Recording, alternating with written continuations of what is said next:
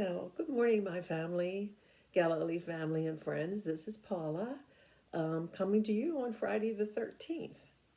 Well, I've been thinking about what I was going to talk about, and boy, there are so many things really this time of year. Like, how was your Christmas, your New Year?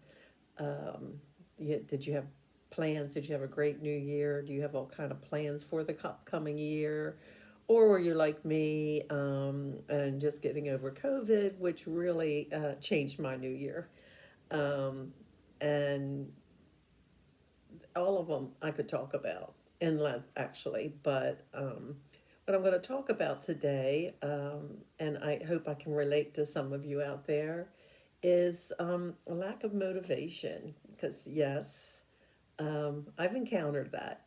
Um, and, I did sum it up to the tiredness from COVID, because, boy, um, it just, it's like consumed me, the tiredness, which is pretty unusual for me.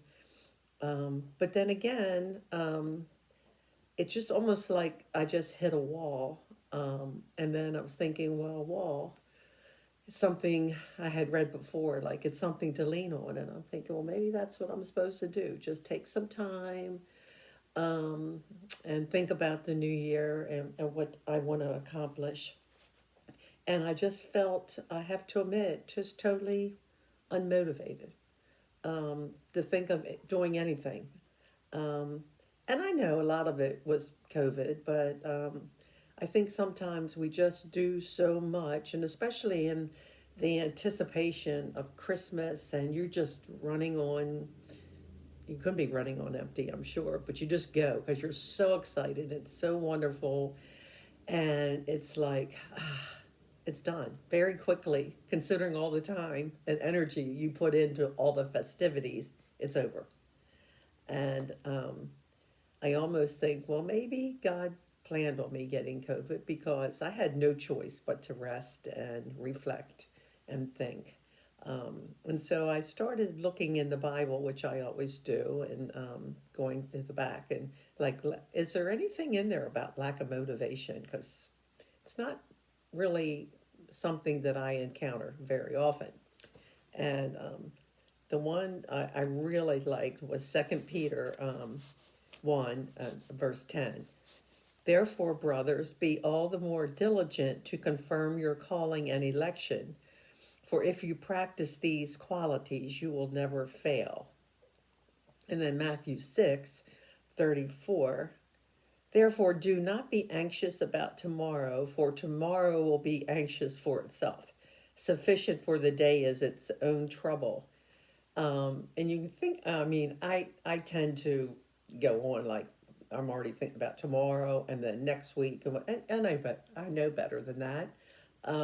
But it's like all of us, I think we need to stop and get back into the Word, which I mean, went to Advent and all that. But as far as taking the time like I normally would in the morning, I would think, well, I got to do the baking, I got to do this.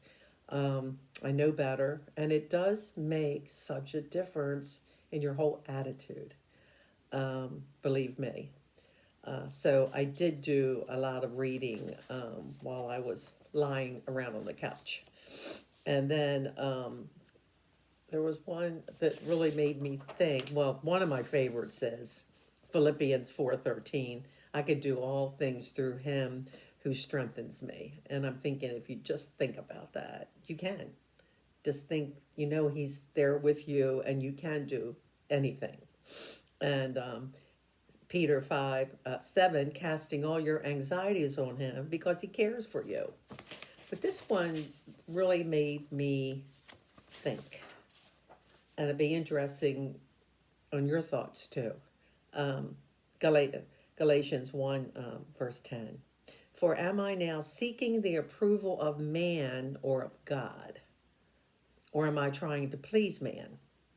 If I were still trying to please man, I would not be a servant of Christ. Wow. Um, that really stopped me and made me think that all the things we do, especially maybe in church and for the congregation and serving, and um, are we doing it? Are we doing it for the right reasons? I think I am, but when I read that, I'm thinking, well, but am I always just thinking of God? I'm doing this for God. I'm doing this for the Lord. I know there is people in our, that absolutely, um, but if I'm to be very honest, I don't know if I always am or like really thinking that way. Um, so that is definitely something that I am going to be more um, focused on this year, not just for the coming week, but for the year. And I think if we focus on why we're doing it and just think we're doing this for the Lord, I do think the motivation is just going to be there. And I don't think you'll have as much problem. I think we'll still always fail or like, why am I doing this? I can't do it anymore.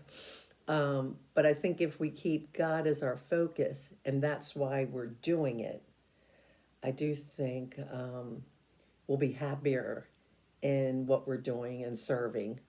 I know I will, and just been reading and everything. I've been already planning on what I'm going to be doing, mainly for very involved in the LWML district, and there's a lot of things coming up. Um, and just starting that and writing and talking about it um, has already got me motivated. And then pastor's devotion yesterday. Oh, that was so good. I mean, they're all good, but sometimes things just hit you and like living the ordinary life. And we're lucky to be living an ordinary life. I know a lot of people are suffering. I know I'm probably rambling on in different subjects, and I apologize for that, but I'm one that just what comes to me, I talk about. Um, we have a friend that had lost her son. She actually, the woman graduated with my daughter Cindy. Her son suddenly died on January 2nd, 24 years old. And boy, that can pull you out of a pity party. It's like, how do you deal with that? I don't know. I do think I know she has a lot of faith, and I'm hoping that and her daughter will get her through it. I'm sure it will, but it's just like when you hear something like that, it just puts things in perspective. And we don't know what's going to happen tomorrow or next year if we're even going to be here. So what we do is just have to keep going forward and doing the best we can and know that we're serving God and not man. And as long as God is happy with us, that really is all that matters. I know he's not always happy with me, but I strive to make him happy, and hopefully he's happy with me most of the time. And I don't really blame him. I don't think he gave me COVID. But anyway, it did give me a lot of time to think and reflect. And, if you have any comments or some verse in the Bible that gets you going or helps you, please put it in there. I think that's sort of nice when we share back and forth. That's what this is all about. And so with that, oh, and also I've started a Bible study on my own. It's called Waiting, a Bible study, patience, hope, and trust. Took me a while because I don't have my glasses on. And her name is Charla Fritz. And I had this one, and I haven't done it, and I really want to because she's going to be our the guest speaker at our retreat in October. So, with that, as I always say, and hopefully practice what I preach. When we're feeling down or have lack of motivation, we know where to go and we know what to do. Look up. And until next time, have a wonderful week. Bye bye.